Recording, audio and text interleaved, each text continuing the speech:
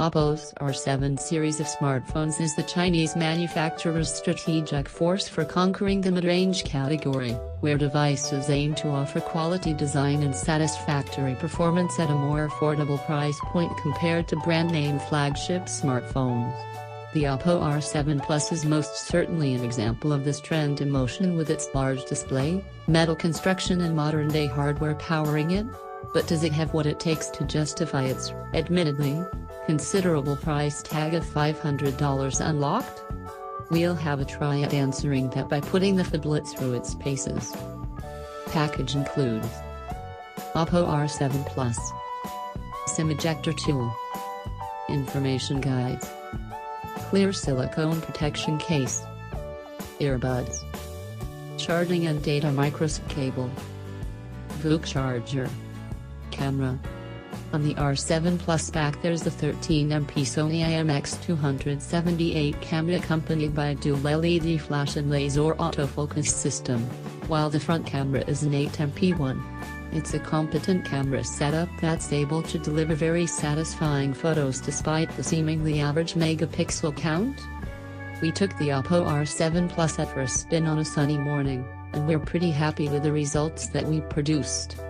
First off, we observed fast autofocus, probably assisted by the laser focusing system. Also, the automatic white balance is very accurate in general. The color balance is natural, with the camera successfully capturing the warm tones of the morning sun. Noise is filtered moderately, and we would say fine details hold up pretty well. When shooting dynamic scenes, you're free to enable the camera's built-in HDR mode in hopes of getting a more natural shot. Although that's not a guarantee that you'll end up with a pretty picture. You see, the mode's performance is a hit or miss. In particular, some HDR scenes appear more contrasty than non-HDR ones, which is rather odd. And it is weird how highlights that look fine in a non-HDR image could be rendered overblown by having HDR enabled.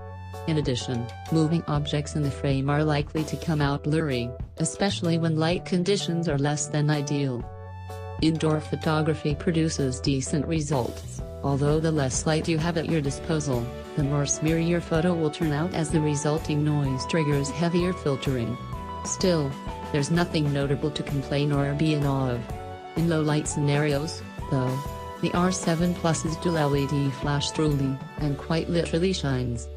The artificial light is strong and the scene is illuminated in a neutral tone. Fine details appear mostly fine. Hardly anything to have any major complaints of. And if there is no strong source of natural light, one could certainly go way worse than the Oppo R7 Plus's dual LED setup.